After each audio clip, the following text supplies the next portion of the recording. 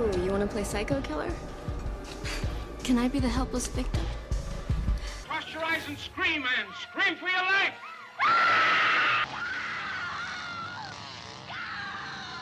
Welcome. I'm your Scream Queen, Jenica Olin. This is my 24th episode. My theme for this month is April Fuels Fury, with some gotcha moments where the punchline is your death. This episode deals with some very heavy themes of rape and suicide. If this is something you are struggling with, there is help and you are not alone. RAIN is an organization. It's the National Sexual Assault Hotline. It's confidential, 24/7 support. You can chat online with them at online.rain with 2 N's, RAINN.org. Or you can call them directly and chat with someone at 800-656-4673. For suicidal thoughts and feelings of hopelessness, all you have to do is dial 988. The 988 Lifeline is for everyone. Through the 988 Lifeline, you have access to free quality one-on-one assistance. Their skilled, judgment-free counselors are there to provide compassionate support. You deserve to feel heard and cared about anytime, anywhere, 24/7, 365 days a year. I'm going to give a personal trigger warning to anyone who knows me, because I'm going to talk about my own experiences with sexual assault in this episode. Something that may be hard for my loved ones or friends or just someone who knows me, and then they have to look at me after this and be like, oh, now I know this story about you, and you didn't tell me it while you were drunk at a bar, and you don't remember the next day when you were crying hysterically talking about your childhood and all the trauma that you dealt with and all the times that you were assaulted. You know, I'm 100% sober. I am telling one of my very many stories that I have that is relevant to the movie. This is not something that I talk about all the time, but it is relevant. It's one of the reasons why I think I love horror so much, because I've lived in a constant state of survival my entire life. I will just put a little disclaimer here. I started out in life having only trauma. I was sexually abused even before I reached kindergarten. So as a very young child, I was abused, and this rewired my brain. I struggle with dissociation. I have OCD. I have severe depression. I have a lot of different things going on that make me a little bit more maybe intuitive. And I think that's just because I've survived so much already. And I'm not going to be getting into all those things at all. But for some reason, I think it's important to say this before I even start with this episode, because I'm a survivor, but I've been a victim repeatedly throughout my life. So I know for a fact that if you are abused as a child, you are more likely to be abused repeatedly throughout your life.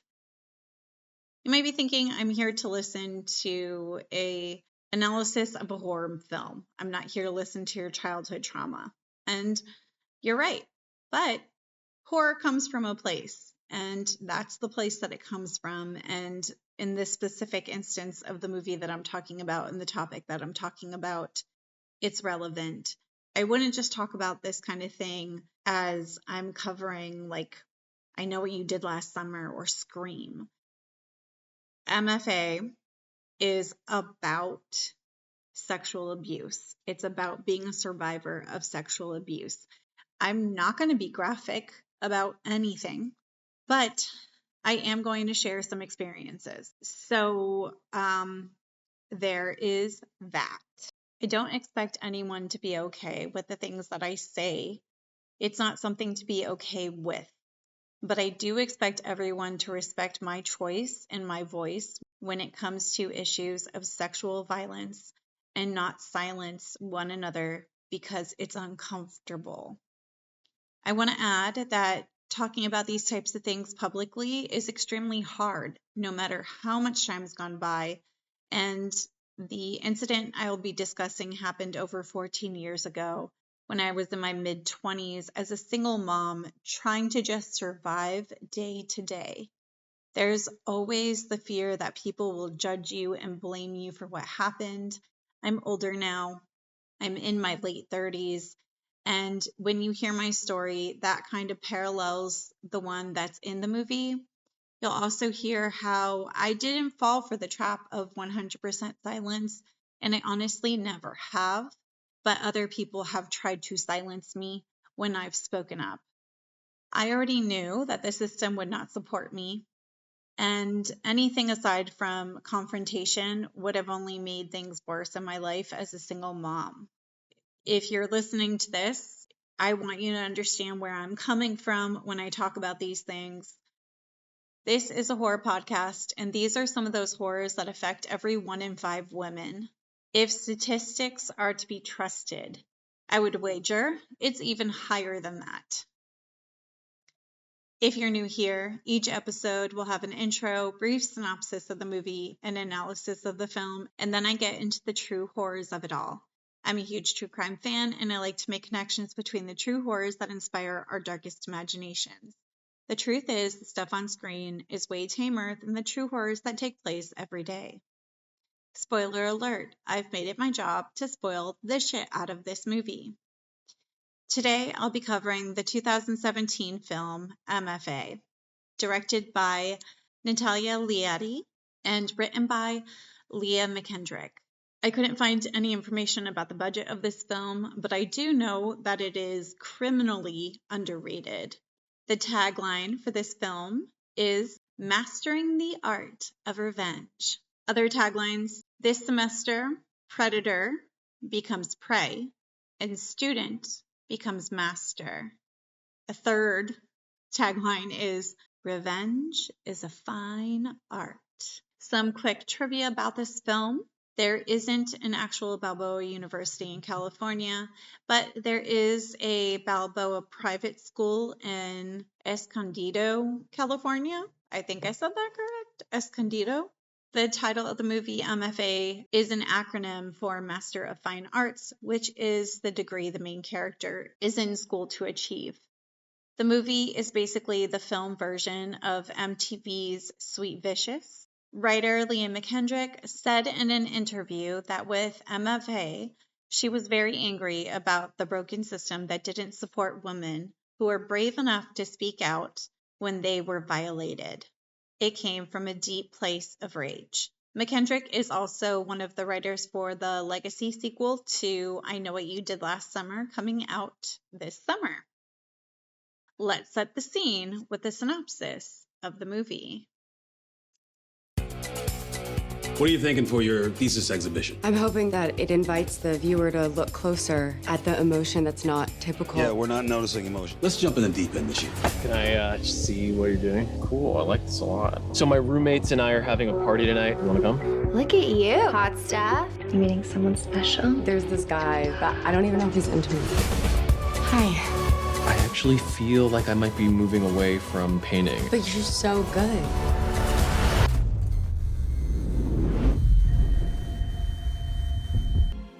Luke Owen, an M.F.A grad student, invites introverted classmate Noelle to a party at his place.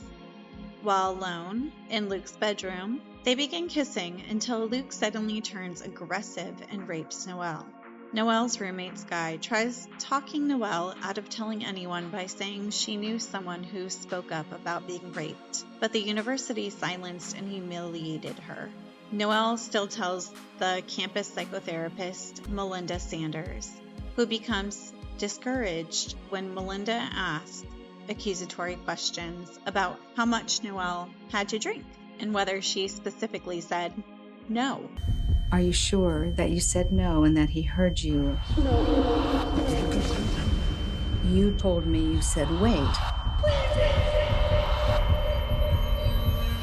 How much did you have to drink, Noelle? Luke texts Noelle, asking her to come over. Noelle does, but confronts Luke about the rape and demands an apology. Luke refuses, leading to a physical confrontation where Noelle inadvertently pushes Luke over a railing and kills him. Detective Kennedy investigates Luke's death, discovering that Noelle was the last person Luke texted. Kennedy briefly questions Noelle before ultimately letting her go. While reading an online article about Luke's death, Noelle finds another story concerning Kappa Phi fraternity brothers and football players Mason Fisher, Jeremiah Marks, and Connor McGinley being acquitted of sexual assault charges. Noelle finds online footage of the assault in question and sees 3 men gang raping a drunken girl at a party. Noelle tracks down the trio's victim, Lindsay Shaw. Lindsay initially dismisses Noelle until Noelle explains her intention to focus her new thesis project on the men who raped them. I'm sorry to just show up like this. Your story has really inspired me. Your thesis is about my rapists? Not just yours. Mine too. Noelle also meets with a rape prevention peer group on campus, but becomes discouraged when their focus is on the defensive measures and online activism instead of directly addressing the issue at its source. Noelle sneaks into Kappa Phi party, seduces Mason, drugs his drink, and then chokes him to death. You here all by yourself? Not anymore. Just trying to take advantage of me? I know you like it. Detective Kennedy also investigates this death and connects Mason to the highly publicized rape case acquittal. Noelle's previously restrained paintings become bolder and more provocative. Professor Rudd and classmates, including her friend Shane, praise her for being less inhibited about her artwork. Noelle returns to the frat house and murders Jeremiah in the bathroom by strangling him with his belt. Later that same day, she finds Connor showering in the stadium locker room and beats him to death with a hammer following a struggle. After finding her friend Sky cutting herself and crying in the bathroom, Noelle does research and discovers that the story Sky told her earlier was actually about her. Sky previously went by the name Daisy Aston and was raped by basketball player Calvin Reeves. However, Sky dropped the charges because of the pressure and anxiety that the case put her through. Noelle gets statistics from campus police claiming that 0 forcible rapes have been reported. She then steals Sky's case file. Psychotherapist Melinda Sanders also handled Sky's report. Noelle confronts Melinda about doctoring statistics to protect the school and its athletic programs, and threatens to harm her if she does not voluntarily quit. Noelle tracks down Calvin Reeves, using a stun gun to kidnap him and holds him captive in the center of the basketball court. Calvin begins screaming when police enter the arena. In a panic, Noelle stabs Calvin in the throat with scissors and flees. Detective Kennedy put together that Noelle is the link between Sky's rapist and the fraternity trio. Kennedy mentions that Calvin survived, and he's in the ICU while trying to question Sky, but Sky refuses to speak with the detective. Suspicious of her roommate's actions and the night before, Sky finds evidence proving that Noelle attacked Calvin. Sky angrily confronts Noelle and blames her for forcing Sky to relive the trauma she was trying to bury. Noelle promises to surrender to the police in the morning. Noelle wakes up to find a suicide note from Sky, in which she confesses to being the campus killer to get Noelle off the hook. Noelle is devastated to find Sky dead in the bathroom. Detective Kennedy interviews Noelle, who is cryptic about the murder victims deserving their death. You break the law, there's gonna be consequences.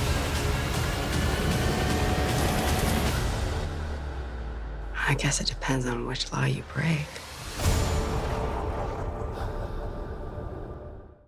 Noelle reconciles with Shane and also burns Sky's confessional note. At graduation, Noelle delivers a moving commencement speech. After the ceremony, Detective Kennedy and the police take Noelle into custody.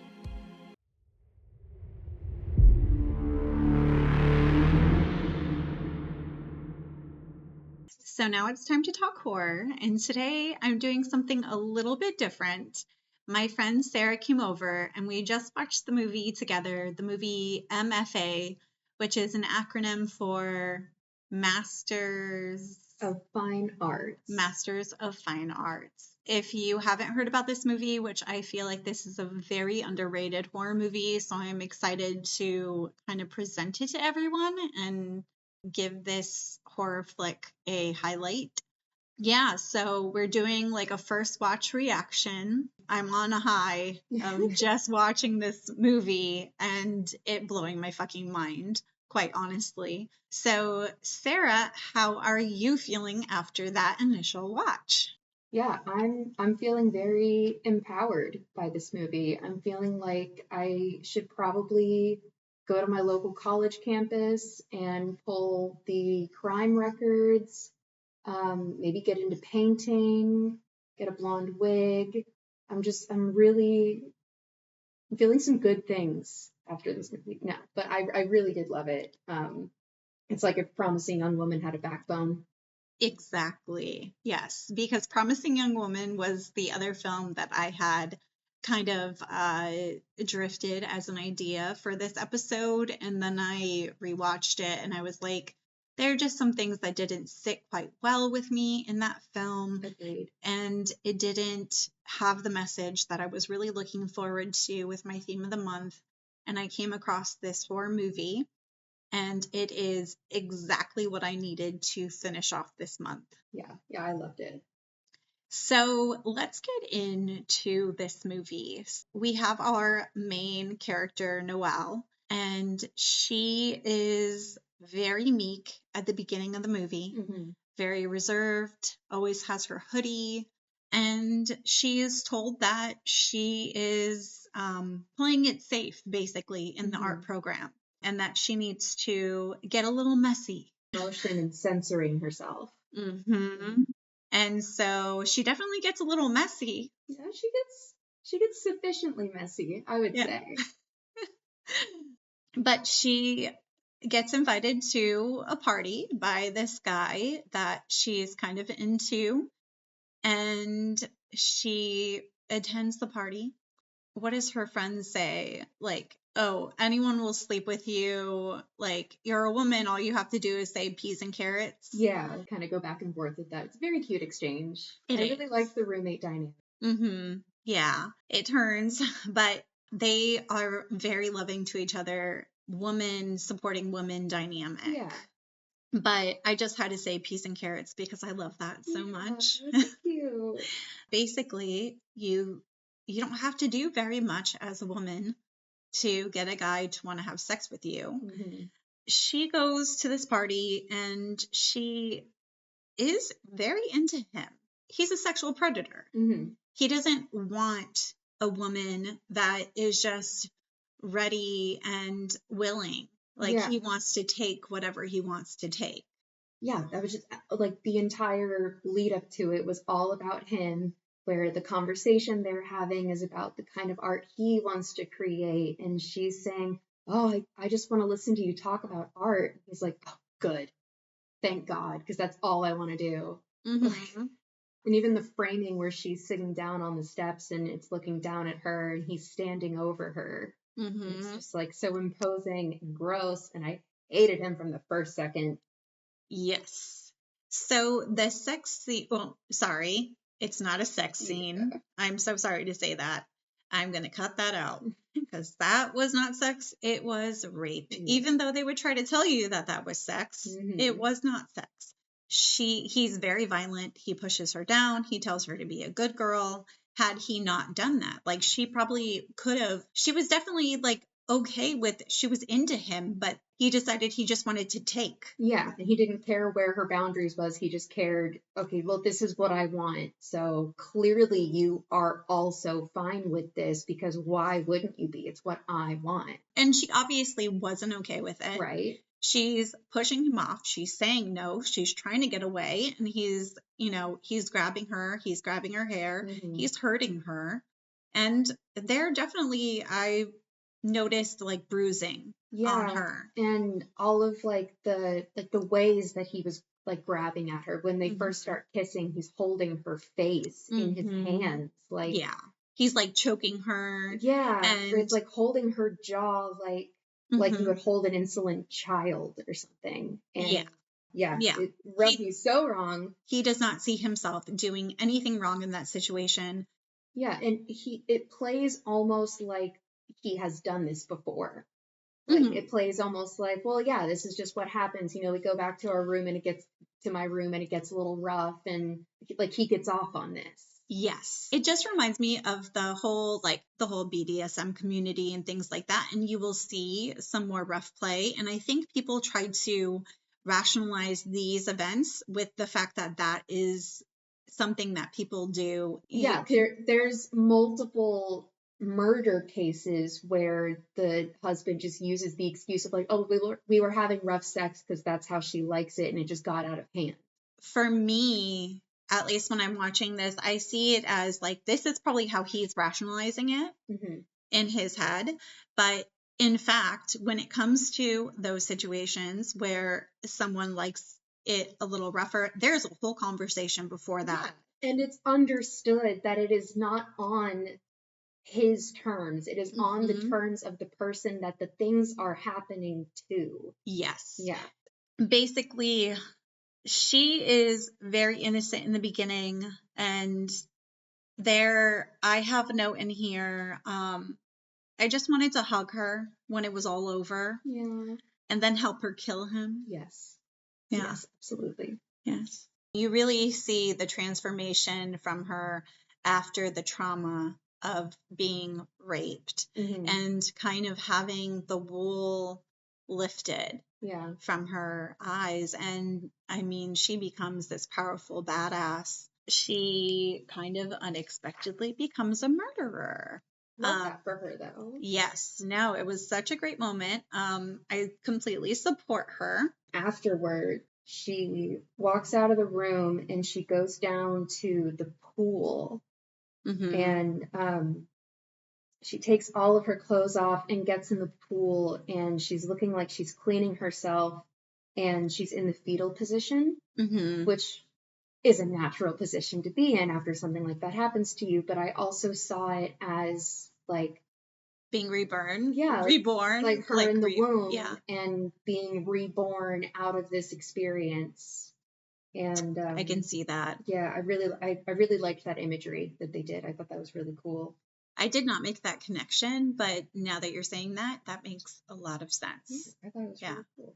So we get the day after, and she tells her roommate, Sky, about what happens. And honestly, I was going to be very judgmental of Sky by her reaction. Because she is supportive and non-supportive at the same time. But we don't have the context for why just yet. So she says, I believe you. And she tells her... She says, it was one night, one really shitty night. Don't let it ruin the rest of your life. Yeah. And my note directly after that says, bitch, it already has. Yeah. No. And yes, very much so. But like even during that scene, like I was kind of on the same page where I was like, no, like she should go report it. But the way that she immediately when she says like, oh, I had a friend that this happened to, I was like, this happened to her. Because she knew as soon as she walked in that room and saw her friend's face, she was like, I know exactly what happened. I just need her to tell me. Yeah. And the way that she's telling her not to tell the school doesn't sound to me like, oh, it's not worth it. You don't want to ruin their lives. Like the kind of stuff that people typically say. It was more of just to protect her. Yeah. She was like, this isn't going to help. Yeah. Like, I want you to just be okay and move on and not let this control your entire life, which I kind of get that to an extent. I don't think that's necessarily the right advice to follow, but I completely understand, you know, coming out the other end of that situation and being like, I wish I didn't fucking do that. And I don't want anyone else to have to go through that. Yeah. So the reality of the situation in all, you know, most of these cases is that the victim will continue to be victimized. And so Skye kind of points that out, that, you know, these kinds of things are reported on campus and nothing is done to these men. Right. She wants to shield her from having to continually relive the trauma and then end up being everyone's victim, end up being victim to the police force and the people administration and everyone else that's involved that's going to make excuses for this and call them boy. a liar and Yep. And so she goes to report it. You know, she wants to do the right thing. She wants to report it. She wants to make sure that something is done. But everything that Skye said to her becomes true. And she realizes, oh shit, Skye was right. They're going to blame it on me. This is just how the system works for victims. One thing that really stood out to me, so the counselor, whatever the fuck her name was, I know they show it later. I didn't want to know her name. Yeah. She is definitely a villain in this film. She is the woman that protects the man. She is the woman that votes for Trump. She is.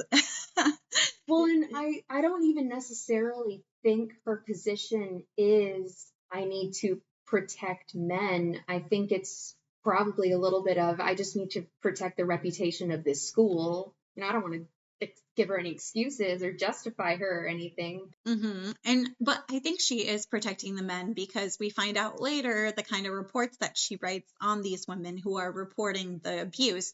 And the only person, yes, she's the psychologist. So she is the only person that, I mean, she's directly helping out these men, because we can't let this one mistake ruin this guy's life. Oh my God, how could we do that? Oh my God, I did forget that she was the psychologist. Yeah. And she was like writing in the reports that like they're all suffering borderline personality disorder, so everyone calls them crazy.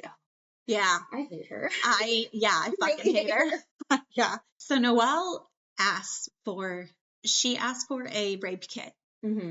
And the psychologist says, well, it's a good idea to get an STD test after having sex. Or she calls it having sex. But it's not having sex. She was raped. Right. And she says that, oh, well, did you take a bath? Because if you took a bath or a shower or whatever, then the rape kit wouldn't be valid. But that's false. Just so you know, if you are ever a victim of sexual assault, get the rape kit, because there are signs of trauma that linger. You have a right to a rape kit. Don't let anyone ever tell you that you shouldn't get a rape kit.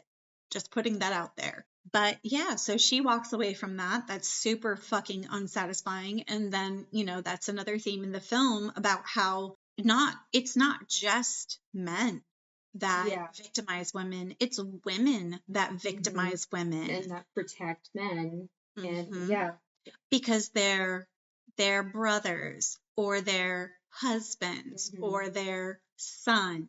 And he could never do that. How I would never, never believe that he could do that. Yeah. And it is like a repeating theme of the movie where they're just, where they're just kind of pushing it off that like, well, that wouldn't happen to me.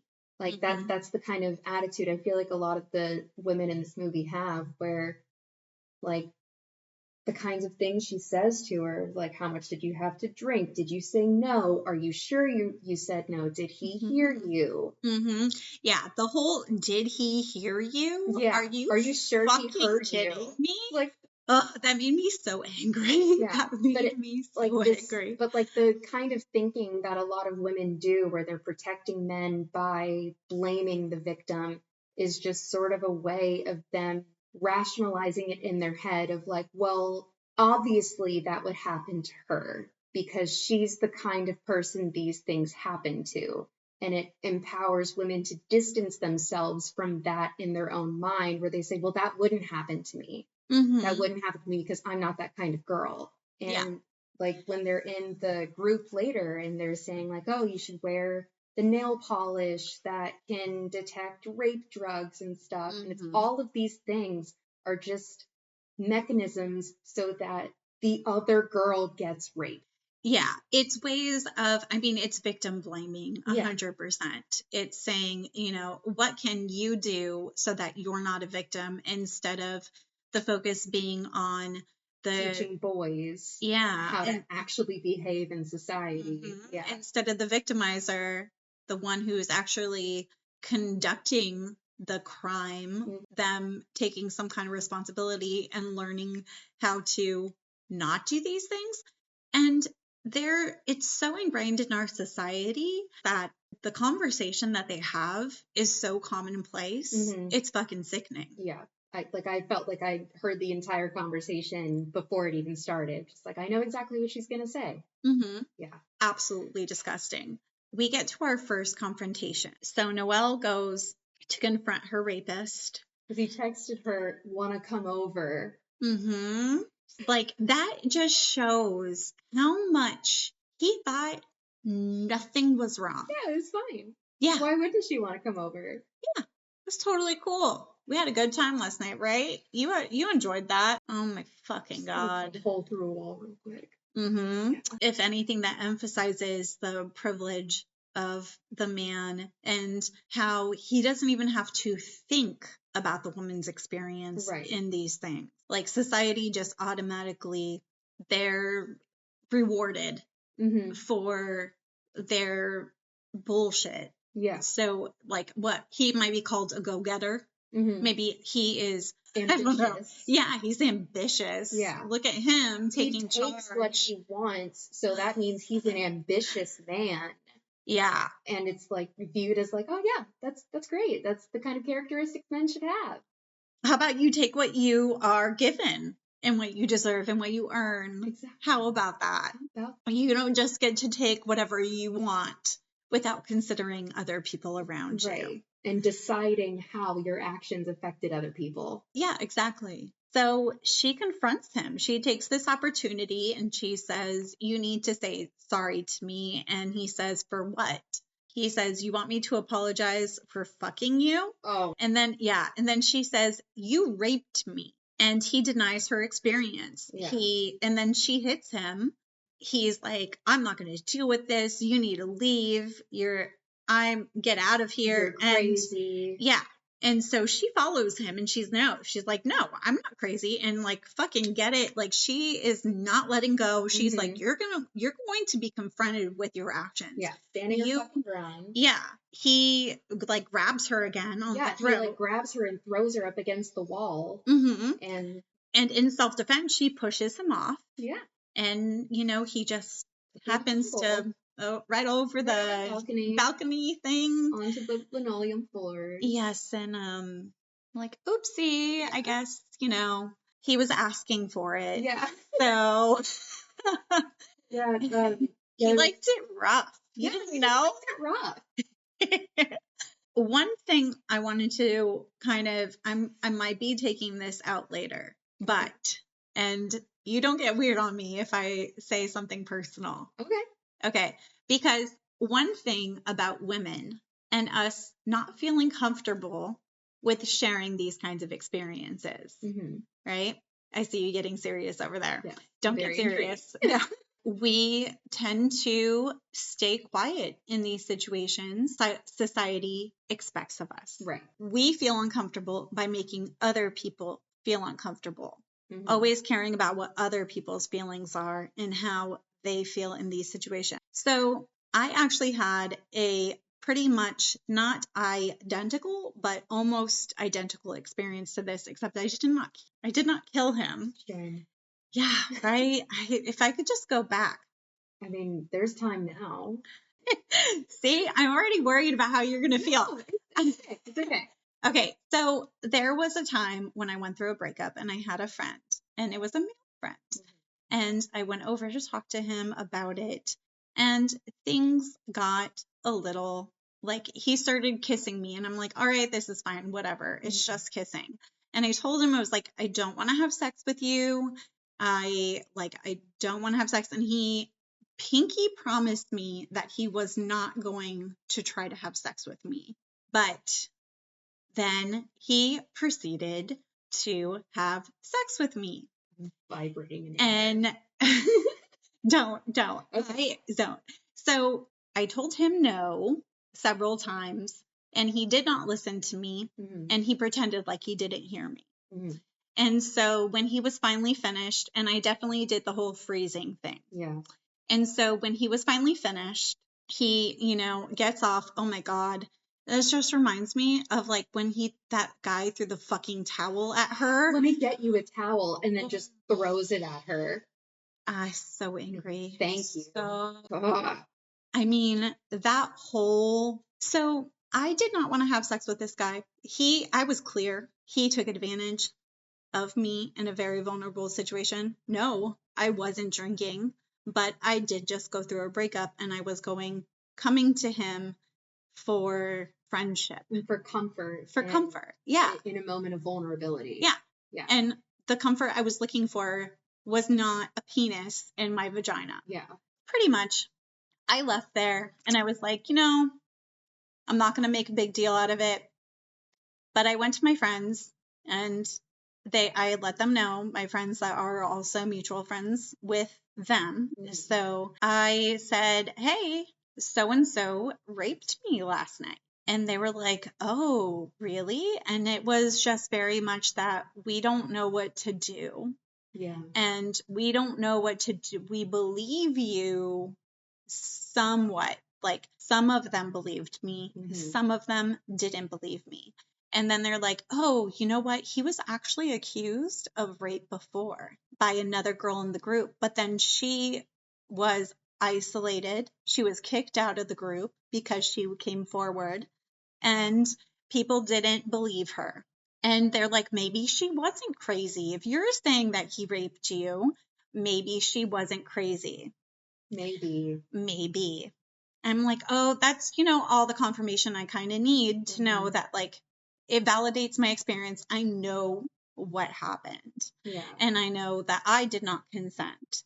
So I go over to him because we're all out in Ybor because we're at Tampa at the time.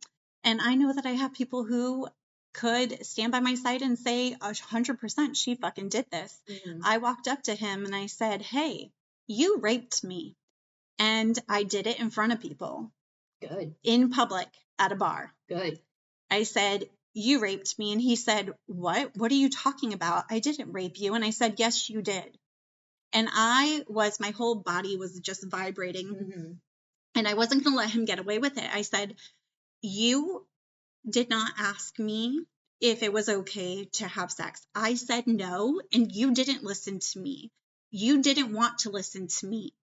You shut me out and did whatever you wanted to do.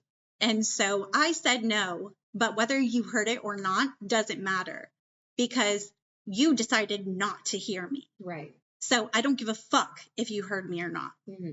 And this was me confronting him. And then he says, you know what? He's like, I will never fucking forget this. He said, you were very still. And he's like, I was wondering why you were kind of like a dead fish. That's what he told me. I was like a dead fish. And I said, yeah, I was like a dead fish because I didn't want to have sex with you. Exactly. If I wanted to have sex with you, I would have had sex with you. You were having sex by yourself. Yeah.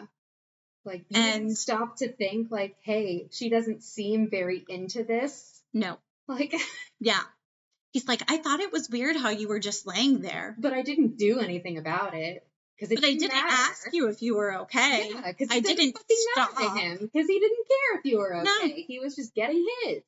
So basically, I confronted him. I let him know that he was a rapist. And from then on, I never had any interaction with him. Nothing ever happened to him. Did your friends ever kick him out of the group? Were they still friends with him? No. Yep. They were still friends with him. I do know that at least one of my friends didn't continue being friendly with him, but no one else held him accountable. Yeah. I really felt like no one cared. we're talking horror movies and, you know, we're talking women's revenge. And I did not end up killing him. He's still alive out there. He's probably playing in a band. They're always playing in a fucking band that day. They are playing. He was in a fucking band. So that is me making everyone else extremely uncomfortable. And I don't fucking apologize for it. So that is the whole theme of this. We need to not worry about the comfort of others, especially when our comfort is not being considered. Yeah, that's what she says during the graduation speech is dare to make the world uncomfortable with your honesty. You will be better for it. The world will be better for it. Mm-hmm. Yeah. Oh, no, you can repeat it again because it's a really powerful phrase, but I heard you. Okay. I knew I was looking away a little bit. Yeah. So can you repeat it again? Because I feel like we all need to hear that one more time. The graduation speech at the very end, she says, dare to make the world uncomfortable with your honesty. You will be better for it. The world will be better for it. Make people uncomfortable is my life motto. Yeah. I've been uncomfortable my whole fucking life. Yeah. And I'm happy to make you uncomfortable right along with me. We are uncomfortable. As women, we are uncomfortable literally non-stop. I'm fine if guys are a little uncomfortable every once in a while. Mm-hmm. Yes. Especially when it's just for facing the consequences of their own fucking actions. Exactly. So after this, she starts looking into other cases of sexual assault that happen on campus. And she finds footage that was just available online of another woman being raped by 3 men. So she was getting raped by 3 men. Nothing was ever done to them. It was dropped.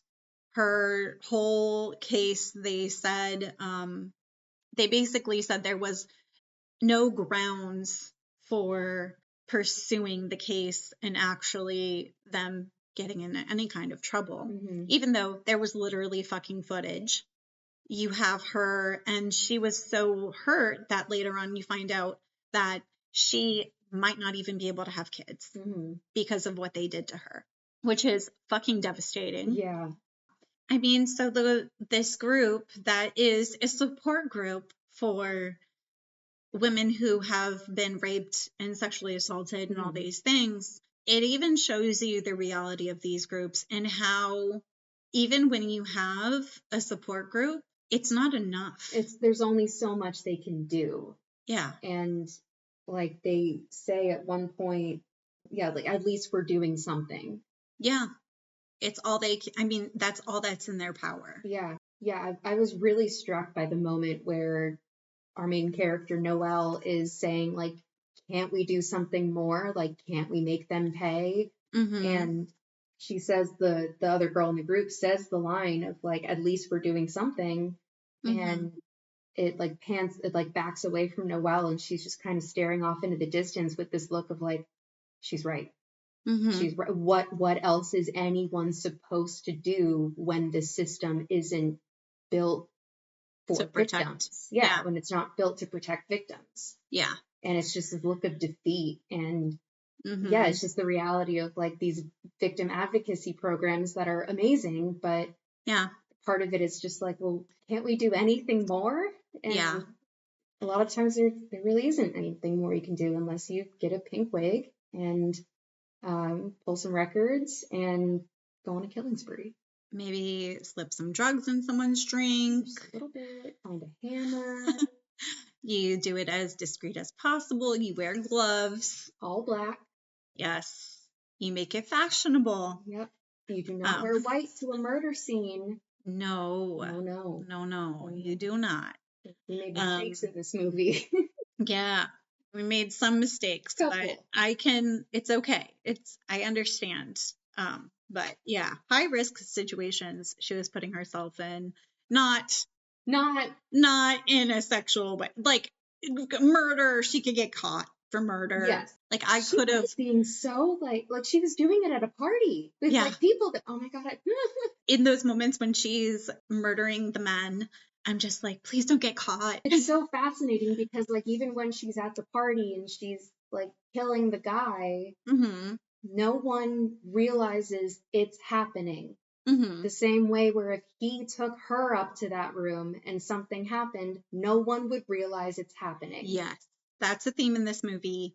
There is the flipping the narrative on its head. Mhm. She realizes all these situations where a woman is vulnerable, and she takes it and she uses it to her advantage. Instead of her being the prey, now she's the predator. And using their attack methods against Yes. them. She's very aware of every situation that she's Mhm. walking into.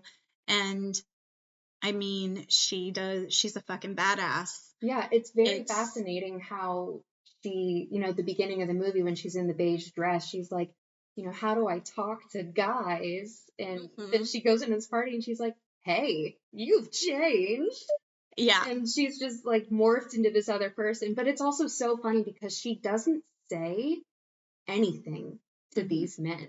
She doesn't like have to charm them into going to bed with her. She doesn't have to flatter them in any way. She just literally is like, hi, and smiles and just gradually brings them into a room where they're just like, yep, this might as well happen. Yep. I think it's back to the peas and carrots. Yeah, where you don't have to say anything to make them vulnerable. They're just like, oh yeah, sure. Yeah, whatever. Yeah.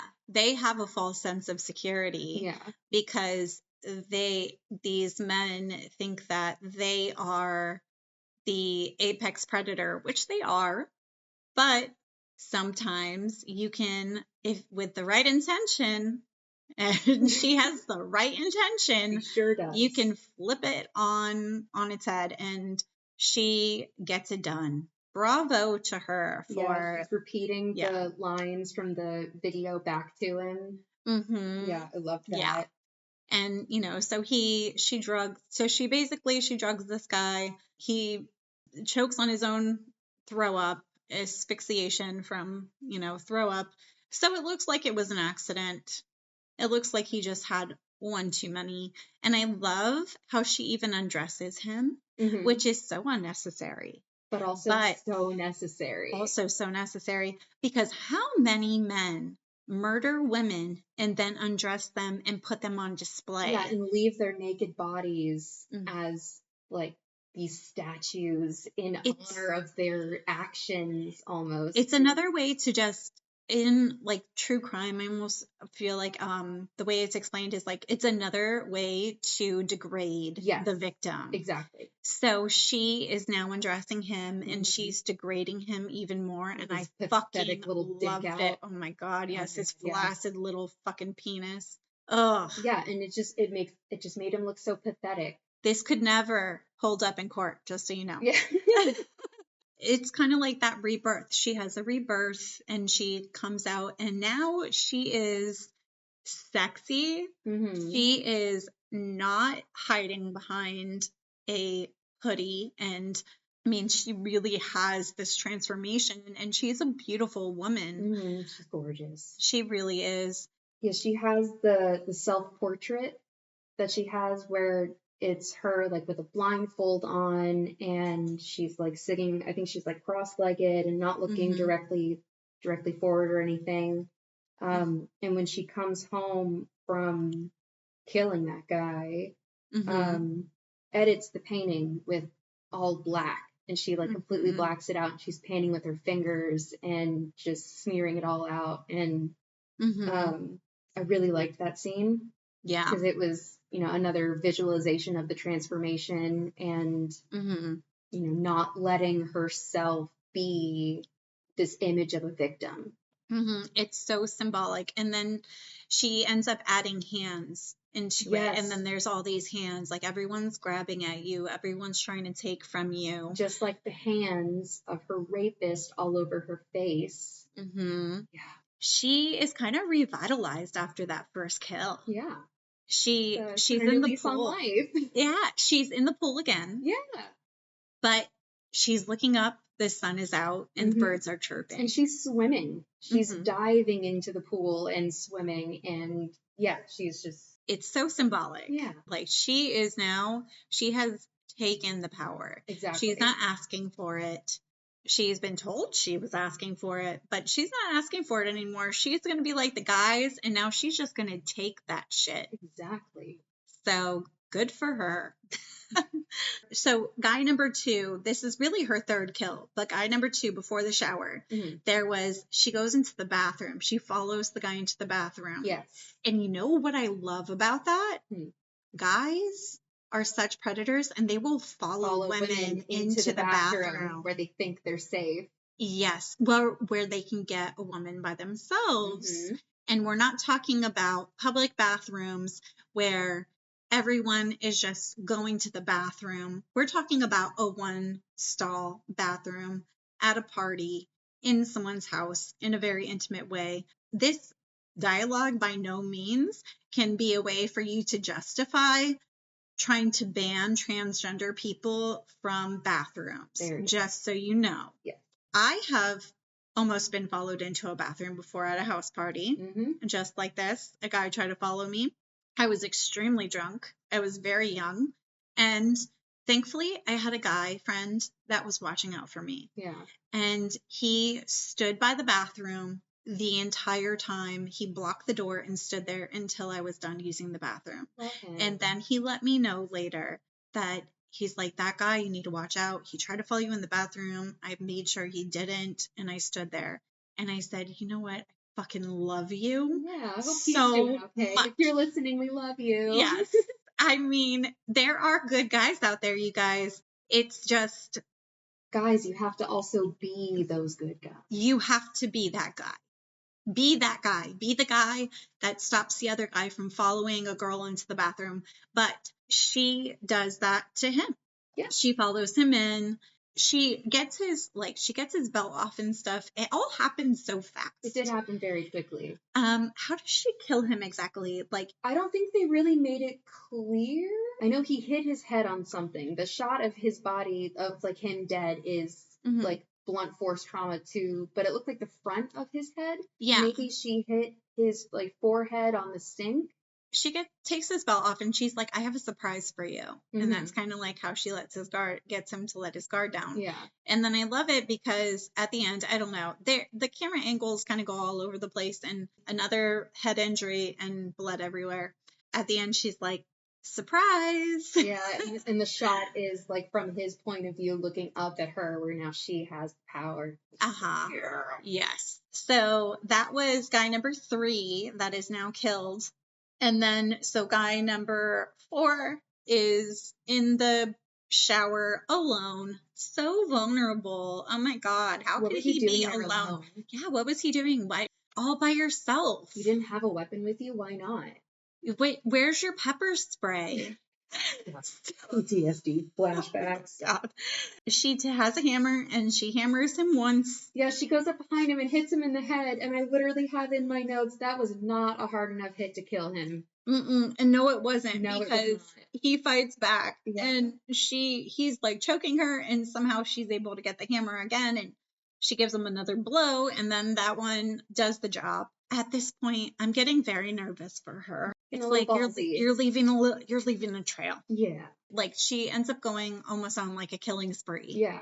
But at this point, I said, she's making obvious that this is a hit job. They're on her trail. She's making me nervous. Yeah. Come on. She goes to her meeting again. And they are talking about the sudden murders and how they think there's a serial killer. Someone is taking revenge on rapists, because these are all known rapists that are being murdered on campus. Most of the girls are kind of in support of it. They're like, well, I mean, I guess something's getting done. Yeah. But there's the one girl who's like, well, I think maybe that's taking it a little too far. It's like, yeah, I don't think so. Yeah. And she says, haven't you ever heard an eye for an eye makes the whole world blind? Then that's when our main lady... Yeah, Noelle says the world is already blind. Noelle has some hot takes. That bitch she knows. She's like, don't gaslight me. Everyone's already ignoring it. Everyone's already blind to it. Nothing is fucking being done. Something has to be done at some level. Yeah. And she says, I just think that whatever's necessary up to killing someone, but that's just me. And she goes, yeah, I think that is just you. So then she has her next sexual encounter almost with the art school friend, the classmate. Yeah. And he's very sweet, and he's like being very cute, and he's like, you got pizza on your lip. They're eating pizza and they're doing art. Yeah. She initiates, pauses to ask her if she's sure, and she says yes. And there's nothing wrong. If you give consent, I can give it and I can take it away. So she takes the consent away. She gets uncomfortable because he touches her in not an aggressive way, but just a way that was triggering. It was the exact same way that her rapist grabbed her during the attack. And he says, are you okay? Because he can tell she's obviously upset. So, this is a good guy. I know the floor is in hell, but like, yeah, that's nice. Like that, he didn't say like, what the fuck is wrong with you crazy bitch? I thought you wanted this. He's just like, oh, okay. Are you okay? All right. He did exactly what you should do in that situation, respecting the person's boundaries. And again, I will repeat it for those who don't understand consent. You can give consent in one breath, and then I can change my mind and take it away if I really want to. If I want to, not if I really want to, if I decide that I want to. And you don't get to decide that it's done. She goes back to her house and she finds her roommate that she was hurting herself. Okay, yeah. This was a very dark part. But she learns that, but it turns out the roommate was Daisy, who they mention in the group, who was raped by an ex-boyfriend in freshman year.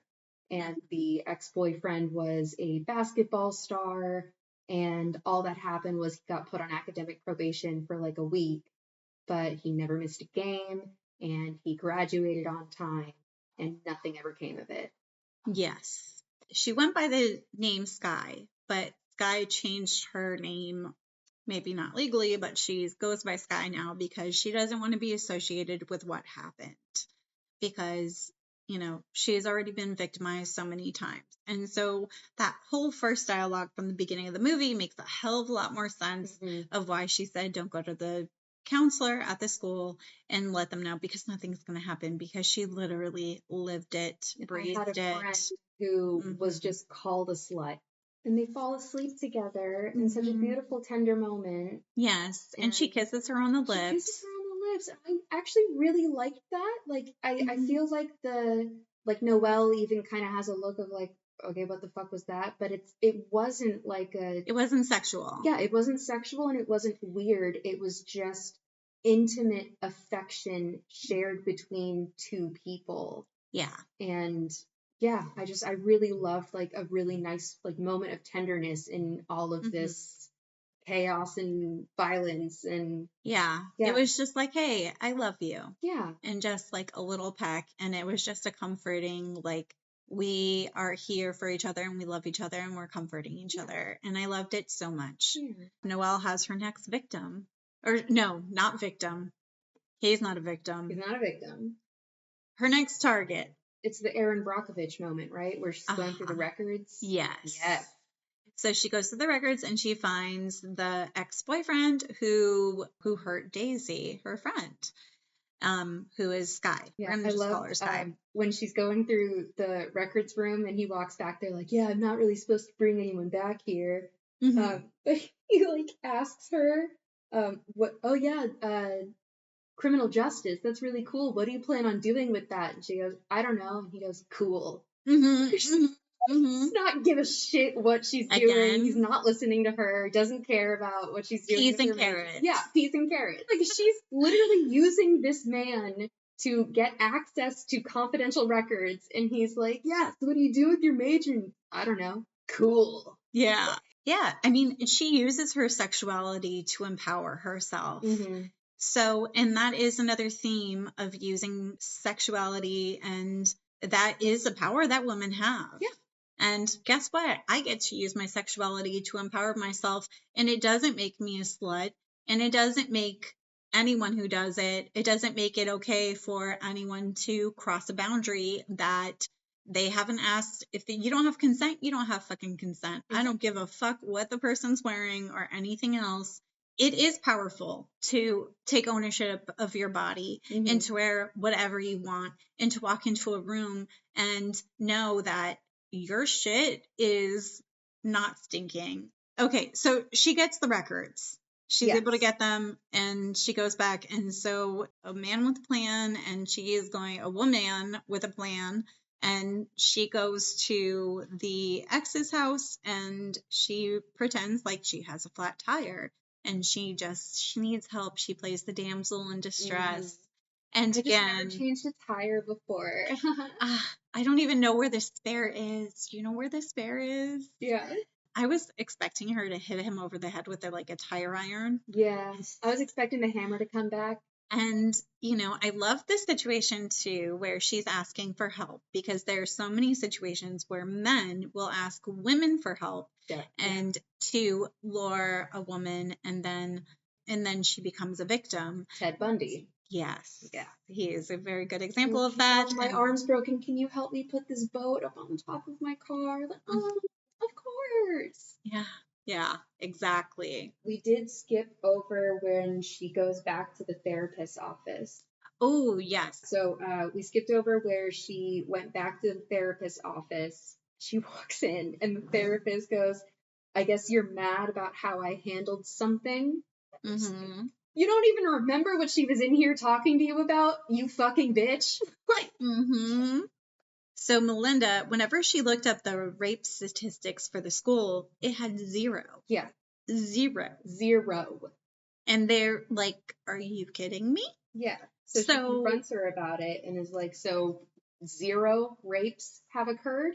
She just basically confronts her as being a victimizer of women and of victims. But then at the end, she just, all right, this was a little bold, honestly, but she's just like, you need to remove yourself from this space and your life, or I will do it for you. Yeah. And I was like, all right, there's no way that didn't get immediately reported to campus security. Like, right? Yeah, no, she was a badass. She basically is like, go kill yourself, bitch. Yeah. She is one of those women who victimizes other women, and that is very much a thing that happens within our society. So it's an important thing to highlight. So she finds Guy's rapist, she tasers him, and she puts him in the trunk. And this is so Dexter vibes, this scene, because she brings him back and she's like, do you remember your glory days? Because he's in the basketball stadium. Yeah. Does it take you back? There are people on campus, and she left a blood trail. And the campus security guard showing around a woman like on a tour. And he's like, oh yeah, I really got to be on the lookout for danger and violence. And then it's the girl who sees the blood. And she's like, oh my God, is that blood? And he's like, huh? Where? What? Yeah. It's like, Jesus fucking Christ. I mean, it just emphasizes so much that women are the ones who are vigilant and actually are constantly on alert for this kind of stuff. And that men are just fucking clueless and trying to get laid. Yes. Peas and carrots. Peas and carrots. They don't see her, but she has to act quick. And so she stabs him. She makes a run for it. There's a lot of blood. Goes all over her face. Goes all over her. And he's like crying before she has to run. He's like, I'm changed. I'm a good guy now. Yeah. Yeah. I'm not that guy anymore. And she almost seems kind of like she seems like she's almost buying it for a minute. And then once shit starts hitting the fan, she's like, oh, let me just kill you real quick, actually. Runs, she gets away. Sky sees her and asks her if she's okay. She's like, is that blood? And she's like, no, it's just red paint. I was doing art. Yeah, nothing happened. It's fine. Yeah, but then, she's got the fucking clothes, and I put a little comment here. I'm like, burn the clothes, please. Yes, get rid of the clothes. Do I have to teach you how to murder? Because she doesn't do it very well. She does it well, but she leaves so many clues, and then she doesn't burn the clothes. Listen, she's here for a good time, not a long time. This was a spree. Yeah. This was a sprint, not a marathon. I know. I've watched too many murder shows where I'm like, oh my God, I could help you plan this better, please. Just let me help you. Too many murders where I just know better.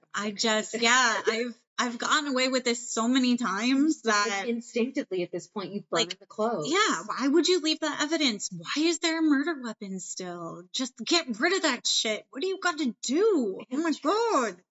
If I could just be a jury of her peers, I would totally say she's innocent. Oh yeah, jury nullification immediately. Exactly. I also noticed that when she goes to kill Sky's rapist, she's wearing white. Yeah, and she's wearing a wife beater. Yes, she is. Because he's a wife beater. Exactly.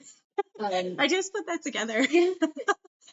But I get it as a plot device of well, if she was wearing black, the blood wouldn't show up, and that's kind of the reason for it. But it also feels like she's no longer it doesn't feel like a selfish act anymore of her going after these people. Now she's doing it for other people, and she sees sort of a higher power in this other than just getting revenge. Yes, we all have different ways of dealing with trauma, so. Sky, and then you really get to see the different ways that people process these kinds of things when you see Sky in the next scene, and Sky puts it together that Noelle is the killer because she is questioned about her ex and the fact that he was attacked on campus, and she looks through the clothes. She remembers seeing the blood. She remembers seeing blood, red paint, whatever you want to call it.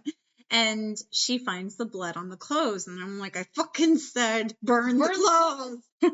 God damn it, Noelle, listen to me. So she confronts Noelle, and she's like, she wanted it to be over with. Yeah, and she keeps saying, why did you do this? Why would you do this? Yeah, she was ready to move on with her life. Yeah, and Noelle says, they shoved you in the back of a room, and they silenced you. And she's like, that's what I wanted. That's what I hoped for. Yeah. And I understand that. Yeah. Because now she's now she has to relive it all over again. Exactly. Yeah, that's what she says. Yeah. I just wanted it to be over, and now it's back because of you. So Noelle says that she's going to tell the police it was her. She's like, you're not going to have to live this all over again. I'm so sorry. Yeah, she says, first thing in the morning, I'll turn myself in. Yeah. And it just, she validates Sky's experience and the fact that Sky doesn't want to relive that again, which is so powerful because you would think that these two opposing, or they're not opposing, they're just two different ways to process whatever you're going through. Right. And some people are fine with fighting and spitting in the face of the fucking enemy. And some people went through it and they were scared the entire time and they were traumatized and they don't want to go through it again. Then we've got the next day, she sees Sky's already a cutter. Sky's already someone who's dealing with a lot of issues, depression, self-harm. And so she ends up committing suicide and leaving a note saying that she was the killer. Right. For her, that was a way for her to absolve her friend and then end her suffering. Yeah. I feel like maybe in her mind it was like, my life is already ruined because of this. I might as well save my friend. It was fucking heartbreaking. It was, devastating. They take Noelle to be questioned about the incident. And this is a very powerful scene. Yes. He says, when you break the law, there's going to be consequences. Yeah, my note next to that says, yeah, fucking right, LMAO. But she replies with, depends on which law you break. Yeah, she says, I guess that depends on which law you break. Right. 97% of rapists never spend more than a day in jail. Uh-huh. True fact. Look it up, listeners at home. Yeah, so it just depends on which law you break. And the way she delivers it is so powerful. I would also argue that it also depends on who it is breaking the law. Mm-hmm. Because as we know, very powerful people get away with doing illegal shit all the time. Yes. One of them sits in a big White House. Yep. Yes, he does. Who is also a sexual predator, if you didn't know. Yeah, fun fact.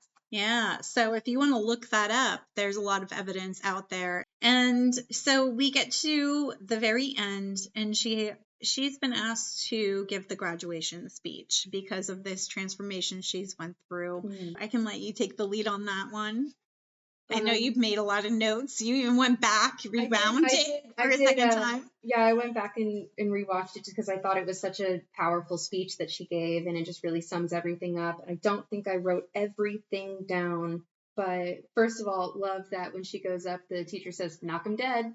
Mm-hmm. Right. Don't tell her twice. But she talks about how she got into art and this painting of a sunflower she did as like her earliest memory and wanting to preserve the beauty and saving it from the brutality of life. And she gives a quote from Leonardo da Vinci that every painter should begin with a wash of black because everything in nature is dark except where it's exposed by light. But she says, aim not to preserve the beauty, but to expose the truth. Mm-hmm. And then that quote that I love, dare to make the world uncomfortable with your honesty. You will be better for it. The world will be better for it. And as she's speaking, she sees the detective who has spoken to Sky's rapist who survived the attack, unfortunately. Yeah, I don't get to add him to the kill count because he fucking survived. Bitch. Fucking asshole. So she gets arrested, and I mean, that's how it ends. Final shot of her in the back of the cop car, and she's looking out the window and has this like smile on her face of like, I think I made good choices here. She's perfectly satisfied with her choices. As she knew she was going to get caught. Yeah. And, I missed a part. They show her taking the suicide note out of her pocket. Mm-hmm. And I do have a note in here. I'm like, is she going to let Sky take the fall for the murders? Like, is she really going to do that?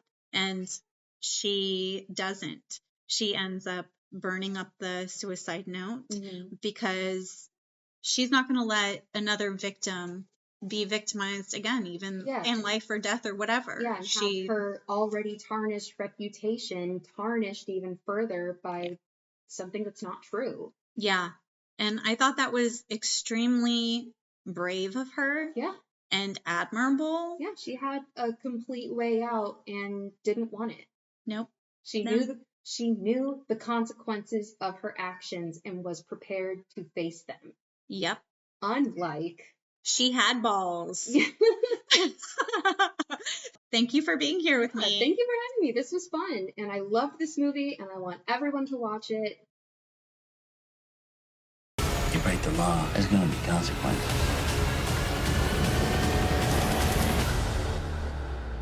I guess it depends on which law you break.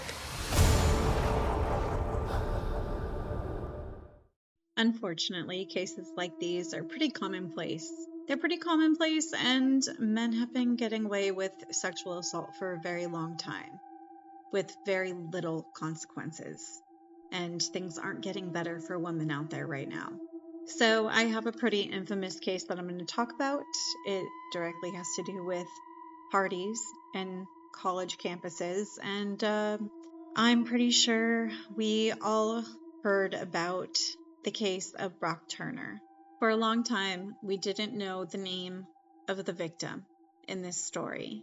In 2019, she did come out and she revealed her name because she wanted justice. Her silence was only benefiting the people that wanted to silence her. And she knew that. And so she came out and she was extremely brave. And I know she's got a lot of shit for people blaming her for what happened. And, fuck all those people, first of all. And second of all, she's a hero. Anytime you stand up and you publicly make yourself vulnerable, and you do it for the benefit not of yourself, but for others, you're a hero. In the newspapers, she was described as the unconscious, intoxicated woman. In the courtroom, she was called Emily Doe. But then she let the world know. My name is Noelle Miller. I'm the author of Know My Name. In January of 2015, I was sexually assaulted outside at a fraternity on Stanford campus. I was 22 years old. I was freshly graduated and I was living at home with my parents. My sister was a junior in college and she had come home to Palo Alto for the weekend and she wanted to go to a fraternity party at Stanford with some of her friends. So I decided to join her. I woke up in a hospital and the only thing I was told that morning by the detective was that somebody had been acting hinky around me, and I didn't understand that any contact had been made. I was never told in what condition I was found. I just knew there was a suspicious guy on the premises that had run away for some reason and had been caught. 10 days after I woke up in the hospital, I was at work and I saw the headline that a man named Brock Turner had been found humping an unconscious, intoxicated woman, and I put it together that that woman was me. In 2015, Miller was attacked while unconscious after drinking at a fraternity party at Stanford University. I'm just going to omit the whole too much part because it doesn't matter how much you drink, you should never be sexually assaulted. It shouldn't matter. Two young men on bicycles saw an unconscious woman with her attacker on top. They knew that this immediately looked wrong. So they confronted the guy, and her attacker tried to run away, but they chased him and held him down until the police arrived. That guy was Brock Turner, her attacker. A year later, Turner was tried and convicted of 3 counts of sexual assault. At the sentencing hearing, Miller read a powerful and lengthy statement about the effects of the assault on her life. She remembered little of what happened, a fact that was used against her by Turner's defense attorney. The aftermath was devastating. Addressing Turner directly, she told him that he took away my worth, my privacy, my confidence, my own voice. Miller's statement went viral. Turner, who could have gotten 14 years in federal prison, was sentenced to 6 months in county jail, and then he served 3. That decision by Judge Aaron Persky was met with outrage, and rightfully so. Critics assailed Persky for being too lenient. Turner was a first-time offender. Womp womp. All it takes is one time, you guys, and it was the only time he was caught. Promising student, apparently. Who gives a fuck? And swimming champion. Alright? Fish swim well too. I don't give a fuck. The judge said a tougher sentence would have had a severe impact on him, and he didn't think Turner was a danger to others. Well, he certainly was a danger to others. He proved that by sexually assaulting a passed out victim. The severe impact on him? What do you mean? He has consequences? He has to deal with his consequences? That's too much. We can't ask that of young men, to actually deal with the consequences of their actions. Who are we? What are we thinking? Are we out of our minds? We're crazy, thinking these men would actually have to suffer consequences. That's going to impact him. We have to think about him. We have to think about his future. Never mind Miller, who has her reputation completely destroyed. She didn't make the choice to have herself assaulted. He chose to assault her, and yet we're worried about what it's going to do to him in society, and that hasn't changed. Critics of the decision started gathering signatures for a recall campaign. In June 2018, the campaign succeeded. Persky was the first California judge to be recalled in more than 80 years. Now, Miller is telling her story in a new book. It's called Know My Name, and she has been severely impacted by the choices of Brock Turner. I will reiterate some of those resources that I shared earlier. If you or someone you know has been a victim of sexual abuse, you can text STRENGTH, the word strength, to the crisis text line at 741-741 to be connected to a certified crisis counselor. If you or someone you know has been sexually assaulted, please contact the RAIN hotline at 1-800-656-HOPE. The number for HOPE is 4673. If you are dealing with thoughts of self-harm or hopelessness, you can dial 988 and be connected with a counselor that's there to provide compassionate care, because you deserve to feel heard and you are cared about. Let's end on a high note. Meet a boy. Something like that. So for my weekly horror update, the new Sinners movie came out on April 18th. I'm probably going to see this movie like tomorrow. I'm recording this actually on the day of the movie being released, and I'm disappointed that I'm not seeing it right now. I can already tell that this is going to be one of those inspirational movies where I come out of the theater on like a big fluffy cumulus cloud. Like I'm just going to float out of that theater feeling all the feelings and being completely immersed in this other universe. From everything I've heard, this movie is phenomenal. The Toxic Avenger is coming to theaters on August 29th with a brand new unrated reboot from director Macon Blair, with primetime Emmy-winning actor Peter Dinklage playing the role of Winston Goose. I'm excited about this one. There's a new Him teaser trailer. It's being called A Gruesome Gridiron Nightmare from producers Jordan Peele. And they're asking the question, what would you sacrifice to become the greatest of all time? In other horror news, Tremors creators win back the script rights, and Kevin Bacon could be returning for a new installment. So that is actually pretty interesting. I'm excited for that. That would be cool. Tremors was basically The Floor is Lava. There's a new movie on Shudder called Dead Male. It's from the producers of Barbarian and Late Night with the Devil. This is an 80s set thriller with an interesting premise. This is a weekly podcast with new episodes out every Thursday. All the research, writing, and audio is done by yours truly. This is a one-woman show, and I'm doing my very best. Please rate, review, and subscribe wherever you listen. Sharing is caring. Please share any of my content that resonates with you. It means a lot, and if you have been liking and subscribing and sharing and doing all those things already, thank you so fucking much, because it means a hell of a lot. I'm still trying to make this into a career. I'm still doing this completely pro bono. I'm an indie podcaster. I have made myself whatever the fuck I want to be my entire life. And I've decided that I want to be a podcaster. I want to be a producer, a researcher. I want to be a audio engineer. And I have decided, and I've done it. I've done it because I've decided I'm going to do it, and then I did it. And this is me doing it.